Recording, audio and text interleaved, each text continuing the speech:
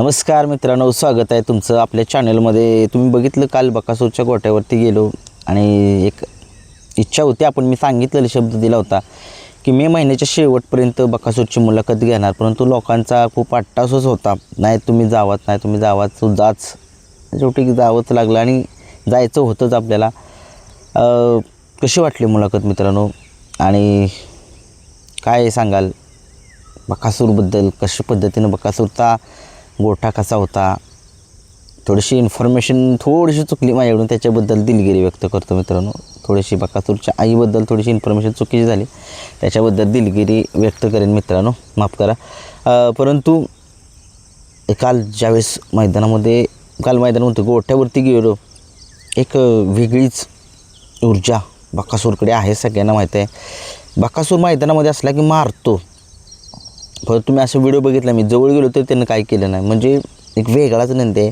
त्याला देव का म्हटलं जातं? खरंच तो देवच आहे बरं काय मित्रांनो. या बैलगाडा शर्यत क्षेत्रामध्ये तुम्ही बघितलं, ज्यावेळेस सकाळी मी तुम्हाला सांगतो, इथून 8 वाजता घरून निघालो. माझं गाव तुम्हाला माहितीच आहे, सगळ्यांना माहिती आहे. तिथून मी तरी कमसे कम तुम्हाला सांगतो 11च्या दरम्यान त्या ठिकाणी पोचलो. 11च्या दरम्यान गोट्यावरती पोचलो. 11 साडे 11च्या तिथून थांबलो. मोहिल शेठ होते, त्यांची गाठ वगैरे पडली, त्यांनी चहा पाणी नाश्ता केला आम्हाला आणि बोललो त्यांच्याशी, गप्पा गोष्टी केल्या. परत थोडंसं शूट केलं, व्हिडिओ केलं बकासूरच्या गोठ्याबद्दल. सगळं संपूर्ण गोठा दाखवला तुम्हाला, संपूर्ण दावण दाखवले बकासूरची. नंतर थोडंसं वेळेस थांबलो. मामांना सांगितलं, या मामा तुमची गाठ घेण्यासाठी आलो आहे. मामांची गाठ वगैरे घेतली, मग थोडीशी मुलाखत वगैरे घेतली. आणि खरंच तिथं एवढी गर्दी होती बकासूरच्या गोठ्यावरती. आता मी शूट करू त्यावेळेस थोडीशी कमी होती, परंतु नंतर माणसं हळूहळू यायला लागले. खूप लोक म्हणजे बकासूरचा आशीर्वाद घेण्यासाठी मुंबईवरून येत होते. काय म्हणजे चेष्टा नाही मित्रांनो. एवढा म्हणजे काय एवढं त्यानं एवढं का कमावले? खरंच तो देव आहे. आणि जो तो येतोय पाया पडतोय, जो तो येतोय पाया पडतोय, आणि जो तो येतोय तो म्हणजे त्या बकासूरकडे बघतोय म्हणजे काय असं त्या नंदीकडे आहे बघा ना. प्रत्येकजण येतोय, त्याचं लक्ष सगळं बकासूरकडे. बकासूर कुठं आहे?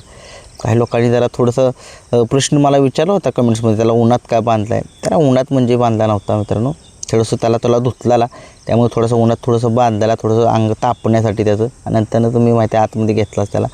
कारण काय होतं, थोडंसं आंघोळ केल्यानंतर आपण मी थोडंसं उन्हाला जातो, तसं जनावरांचं पण तसं असतं मग मित्रांनो.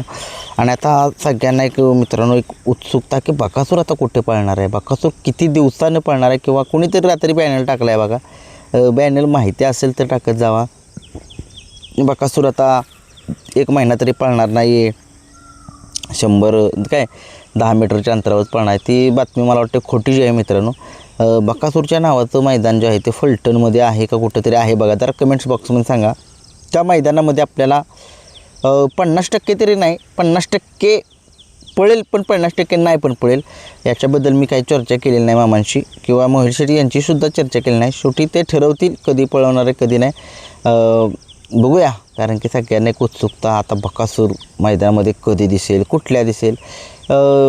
28-29 तारखेला एक मैदान आहे बकासूरच्या नावाचं आहे. कुठलं मैदान आहे कमेंट्स बॉक्समध्ये सांगू शकताय.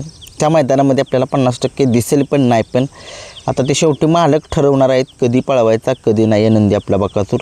कारण की तुम्हाला माहिती आहे 1-2 दिवस झाले, 3 दिवस झाले की बकासूर गोट्यावरती काही ना काहीतरी करामत करतोच, सगळ्यांना माहिती आहे. आणि ते लवकर म्हणजे त्याला त्याची एकच म्हणजे त्याला एकच असतं की मैदानात कधी जातो आहे मी, मैदानात कधी जाऊन कधी एकदा पळतो आहे मी. त्याला माणसं म्हटले खूप आवडतात लोकांना, म्हणजे लोक खूप आवडतात बकासूरला. बघूया, लवकरच पळताना दिसेल आपल्याला आता बकासूर, सगळ्या महाराष्ट्राचा लाडका नंदी. कारण की त्याला मैदानामध्ये बघण्यासाठी सगळ्या लोकांचे डोळे उत्सुकलेत. कारण की एवढं फॅन बेस आहे त्या बकासूरचं. काल खरंच मी पण आश्चर्य केलं. खूप लोक येत होती. त्यांची मुलाखत नाही घेऊ शकले, कारण का सगळेजण प्रत्येकजण व्यापात होता. कोण म्हणायचं मुलाखत द्या, कोण म्हणतं मला घ्या मुलाखत. कसं उगीच नकोच म्हणलं, ते लपडत नको. आपली बकासूरच्या गोट्याची व्हिडिओ काढली, ज्या कामासाठी गेलेलं ते काम झालं आपलं महत्त्वाचं. बकासूरचं काळजी म्हणजे बकासूरची काळजी कशी घेतात हे सुद्धा बघितलं मी. आणि खरंच तो गोठा नाही, एक मंदिर आहे या बैलगाडा शर्यतीचं देवाचं बकासूरचं. तुम्हीसुद्धा जा, तुम्हाला समजेल. आणि आपण कसं म्हणतो एकदा तिरुपती बालाजीला जाऊन यावंच, तसंच एकदा बकासूरच्या गोठ्यावरून बकासूरच्या मंदिरात जाऊन यावंच लोकांनी.